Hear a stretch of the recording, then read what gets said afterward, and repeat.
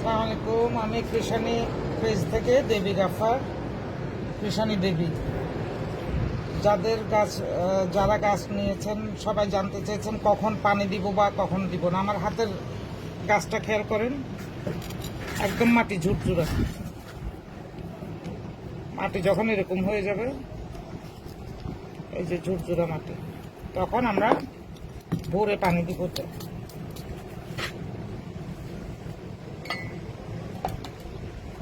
এখানে আমি ফাঙ্গিসাইড পানি দিচ্ছি। আপনি চাইলে এমনি নর্মাল বাসার পানি দিবেন। একদম আমি ভরে দিলাম, টপটা ভরে পানি দিলাম। এটা ভরার পরে এদিক দিয়ে যেন বের হয়ে যায়। আর যদি ভিজা গাছ হয় যেটাতে পানি দিতে হবে না, এই গাছটা লক্ষ্য করেন, এটা কিন্তু মাটিটা বোঝা যায়। দেখেন, এরকম গাছে কখনোই পানি দেওয়া যাবে না। পানি দিলে গাছ মরে যাবে। একদম এরকম জাস্ট প্রথমটার মতো ঝুরঝুরা হলে এই গাছে কিছু দেওয়া যাবে না। তবে কেউ যদি সার দিতে চান, এই গাছে সার দেওয়া যাবে। আপনার গাছের ফুল শেষ হয়ে গেছে, এই গাছে এরকম করে নিয়ে ভিজা ভিজা, একটু ভিজা ভিজা থাকতে এইভাবে চিটাবো আমরা। এটা যদি মনে করি মাটি একটু বেশি হয়ে গেছে, একটু মাটি ফেলেও দিতে পারি। মাটি এভাবে ফেলে দিয়ে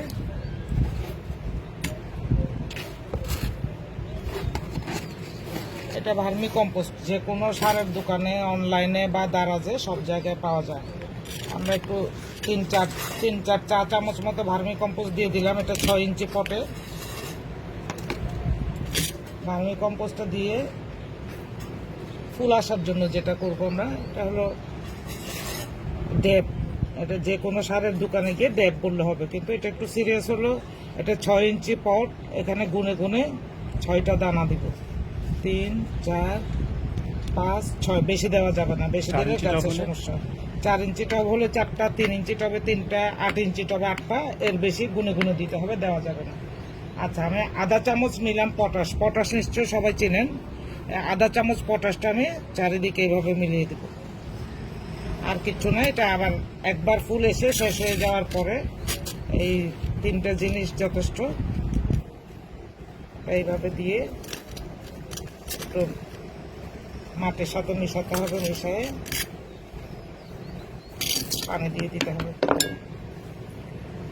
আমি ভোরে পানি দিয়ে দেব। পানি দিয়ে পরের স্টেপটা হলো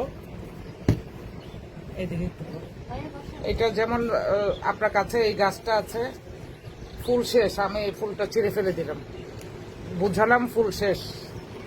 এই কলিটাও আমার দরকার নেই। আমি গাছ সাধারণত কেটে ছোট করে রাখি। অনেকেই জানতে চান কত ফিট লম্বা গাছ।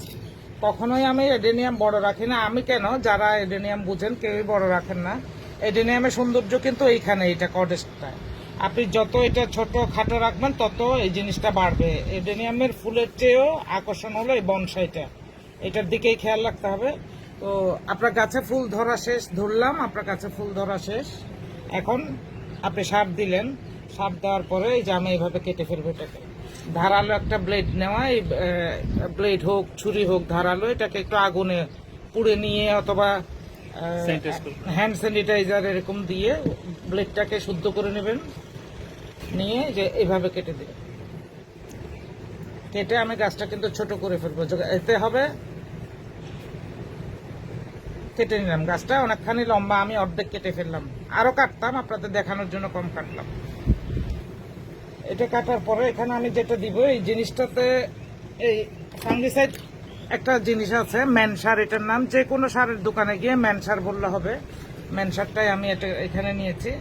তো কারো বাসায় যদি 1-2টা গাছ আছে, ম্যানসার না থাকে, আপনি হলুদ গুঁড়া ঠিক এইভাবে দিতে পারেন। এইভাবে দিয়ে যদি গাছ ছাদে থাকে 2-3 দিন শেডে রাখবেন। এখান থেকে 2টা ডাল, এখান থেকে 2টা, এখান থেকে 2টা, এভাবে আপনার এখানে 4টা ডাল ছিল। আপনি এটা কেটে দেওয়ার পরে যেটা দাঁড়াবে 2টা করে 3টা করে, আপনার 8টা ডাল হবে মিনিমাম। তো আপনার গাছটা আরো বুশি হবে। এই তো, তারপর আপনার এখানে ডাল আসবে, আবার ফুল চলে আসবে। ধন্যবাদ।